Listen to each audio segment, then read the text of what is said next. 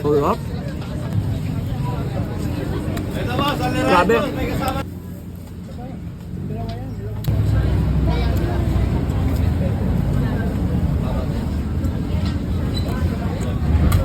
Napadayo pa nga ako guys dito sa kahabaan ng C6 Road. Dito nga lang yan guys sa Taytay sa paglagpas ng tulay. At talaga namang bubungad sa'yo, naglalaki ang mga barbecue dito. At dito nga lang yan guys sa Polar Star Only Rice. At talaga namang gaganaan ka guys kumain dito dahil naman sa napakarami talagang taong pumupunta dito. Dahil tabing kalsada nga lang ito ay talaga namang hile-hilerang mga kainan dito guys. So yan guys, pag napunta kayo dito guys, walang problema sa parking kasi legal naman yung parking dito.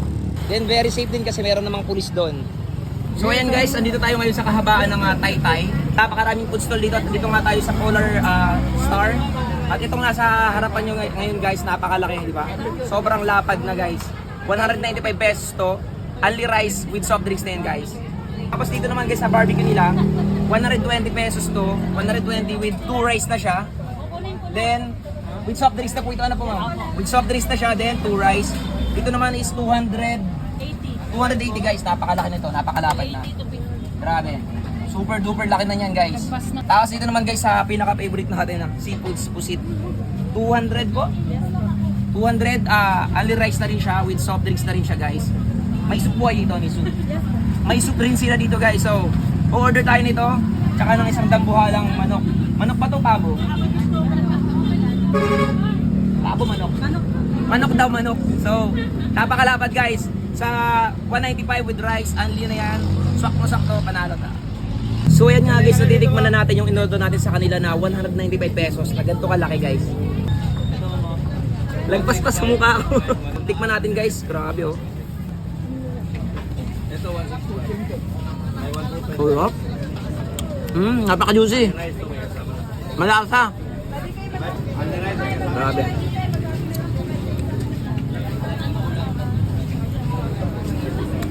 Grabe. Isa pa dito guys ha. Kapag magta-take out ka naman, automatic guys, dalawa na yung rice mo dito. Diba? Okay na yun.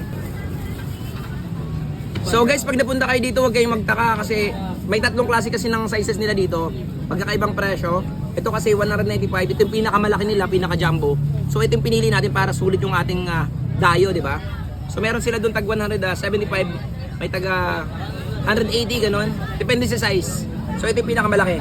Kitang-kita naman, di ba? So dito naman tayo ngayon sa pusit guys. Ito, wow, bilog na bilog. Sa only rice mo dito, swak na to. And hindi lang siya pang solo, pwede siyang shareable eh. Sarap.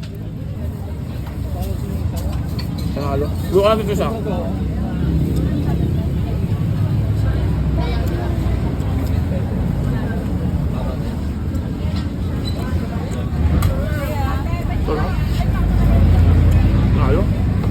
Panalo dito guys.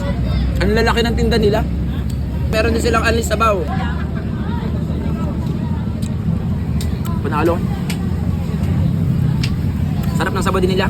Ang kagandahan nga guys, kung trip mong magkamay, meron silang gloves.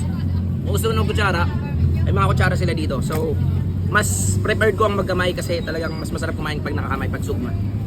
Then guys, ito nga, meron din silang panula. Kung may pambara sila, meron silang panula. Kasamahan na sila sa babayaran mo. Soft drinks.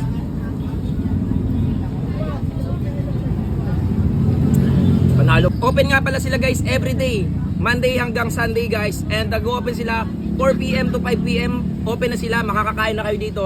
At ang closing time naman nila hanggang alas 3 na madaling araw. Andito pa din sila. Pag napadaan kayo dito sa Taytay Road, katapat lang siya halos guys ng Arsam para hindi ka malito. Although marami naman dito mga kainan, pero ito talaga yung preferred ko, katapat ng Arsam.